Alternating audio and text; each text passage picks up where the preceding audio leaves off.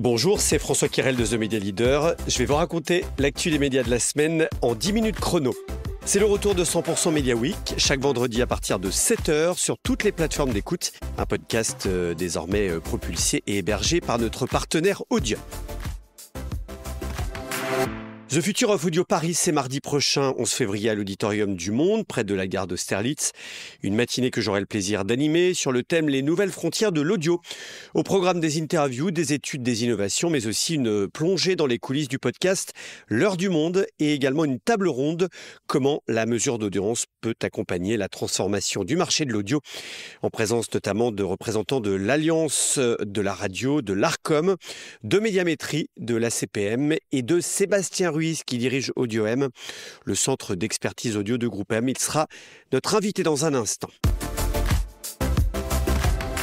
Le marché de la publicité digitale enregistre une croissance insolente à 2 chiffres en 2024. Le SRI avec Oliver Wyman et l'UDECAM ont dévoilé les résultats de l'Observatoire de l'ePub pour l'an passé, avec plus 14% de croissance des investissements publicitaires digitaux.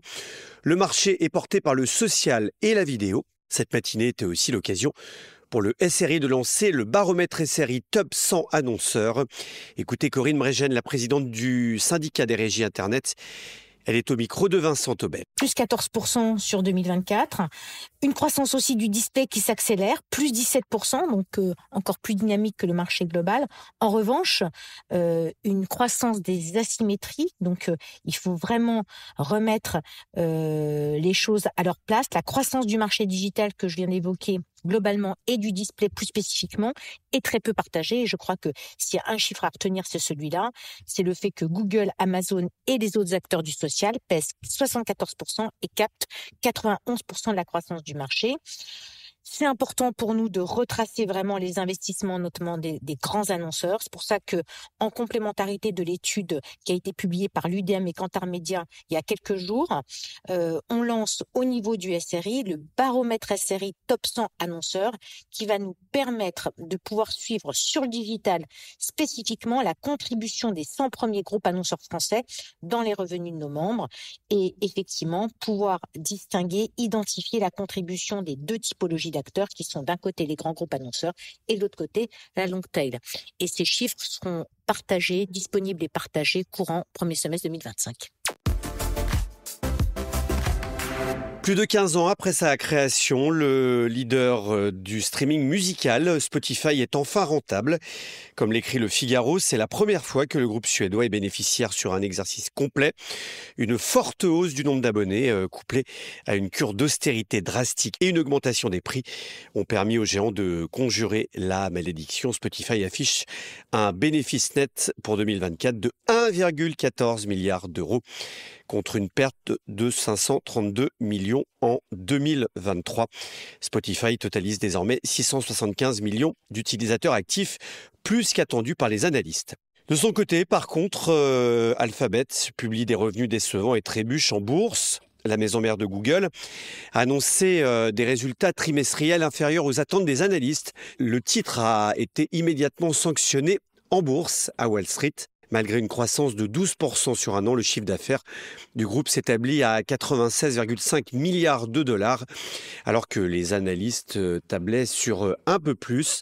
2 sujets inquiètent, la division cloud, très concurrencée par Amazon et Microsoft, et l'intelligence artificielle, où Alphabet reste en retrait face à OpenAI et au chinois DeepSeek, conçu à moindre coût. À l'occasion du sommet international de l'IA qui aura lieu ces 10 et 11 février à Paris, les médias d'information français alertent sur 3 conditions essentielles à la préservation d'une information fiable. L'Alliance de la presse d'information générale, la Fédération nationale de la presse d'information spécialisée, le GEST, la presse indépendante d'information en ligne, le SEPM et le SPIL signent une tribune commune. Ils représentent près de 1000 éditeurs médias, 3000 titres et 25 000 journalistes. La future chaîne TV de Ouest France s'allie avec la régie TF1. OFTV doit démarrer en septembre sur la TNT. Elle a choisi donc la première régie publicitaire de France pour commercialiser ces espaces publicitaires. Par ailleurs, C8 et Énergie 12 s'arrêteront a priori le 28 février.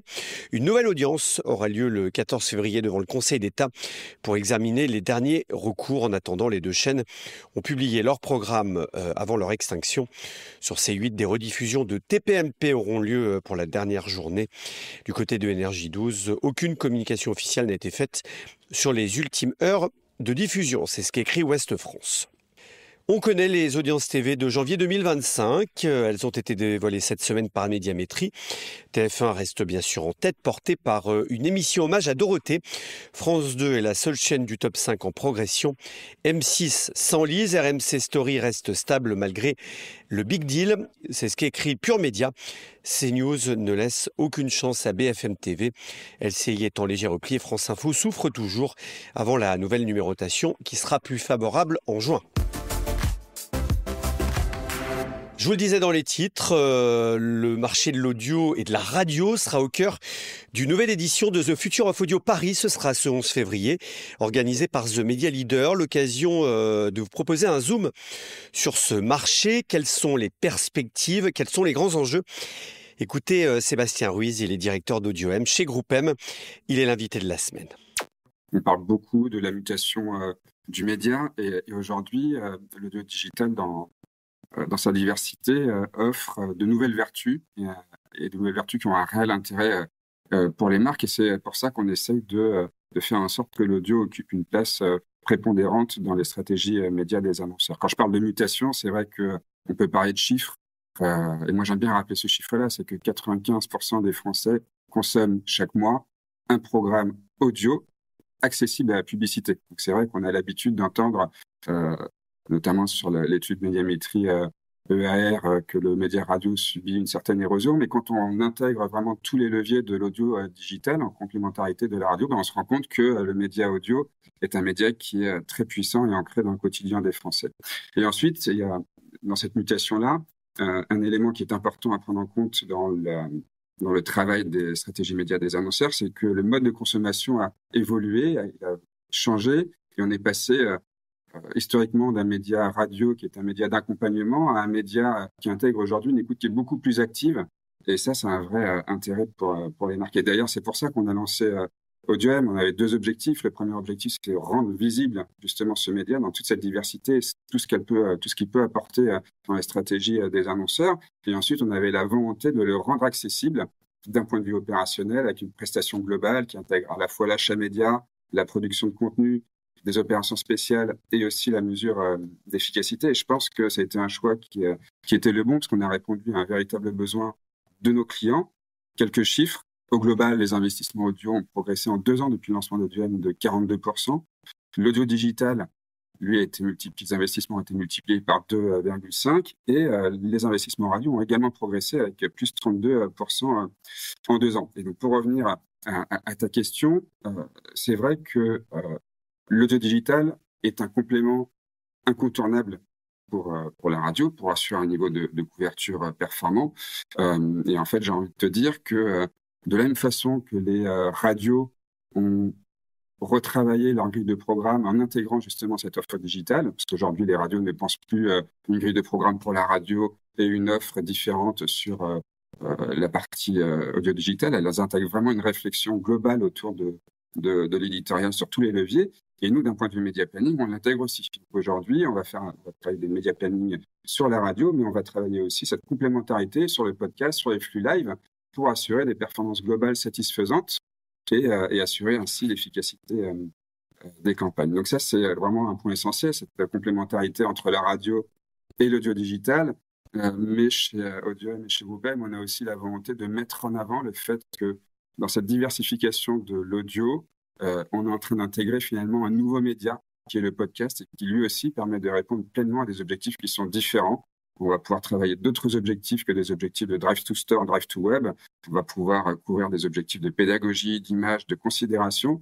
Et ça, c'est peut-être un point important qui se développe de plus en plus et que les annonceurs intègrent de plus en plus dans leur stratégie média. On voit que, tu le disais, le média radio voit son audience s'éroder, même s'il est encore assez puissant, notamment chez les jeunes. On a vu qu'il y avait eu une explosion de la production de podcasts là-dessus. Les plateformes de streaming, on l'a vu, Spotify a atteint la rentabilité et dépasse un nombre d'abonnés très record, même si il y a que la version gratuite qui est monétisable.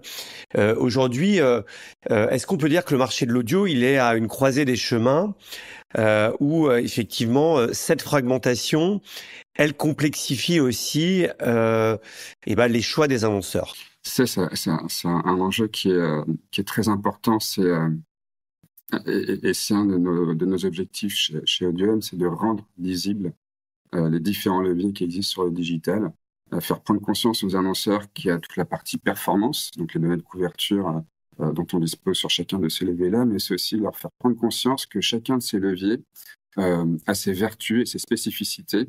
Et c'est tout l'enjeu pour nous, c'est de pouvoir adapter nos recommandations pour les clients en fonction des vertus de chacun de ces leviers-là. Tu parlais du streaming, forcément, on ne va pas communiquer sur le streaming comme on communique sur le podcast natif. Ce sont finalement deux médias qui sont différents, qui sont complémentaires, mais qui malgré tout sont différents et qui vont permettre de répondre à des objectifs qui, eux aussi, vont être différents. Donc, c'est un peu tout notre enjeu, c'est de faire le tri dans toute cette offre globale, montrer que c'est toujours un média puissant, mais que à chacun de ces leviers a ses spécificités qui méritent d'être traités d'un point de vue média planning de façon différente, mais aussi d'un point de vue créatif, en intégrant des créations qui soient adaptées. On ne communique pas de la même façon d'un point de vue créatif sur un pré-roll de podcast, comme on communiquerait sur du streaming musical. Comment l'audio arrive à exister face à un média vidéo qui explose avec une offre pléthorique de grande qualité là-dessus?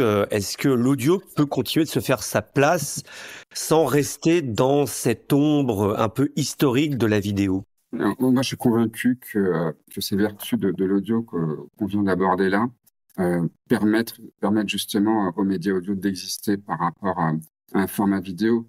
Il y a forcément des inconvénients puisque on va pas pouvoir mesurer l'efficacité des campagnes radio de façon aussi précise que sur la vidéo, tout simplement parce que le clic n'existe pas sur les formats audio. Mais en revanche, il y a des items qualitatifs qu'il faut prendre en considération et je reste persuadé que sur certaines problématiques, pour certaines marques, une campagne audio est bien plus performante qu'une campagne vidéo, si on intègre justement toute cette capacité du média, et notamment sur le podcast, d'avoir un pouvoir d'influence sur les cibles, en intégrant des dispositifs qui sont beaucoup plus intégrés d'un point de vue éditorial, en allant creuser davantage les sujets et les valeurs des marques.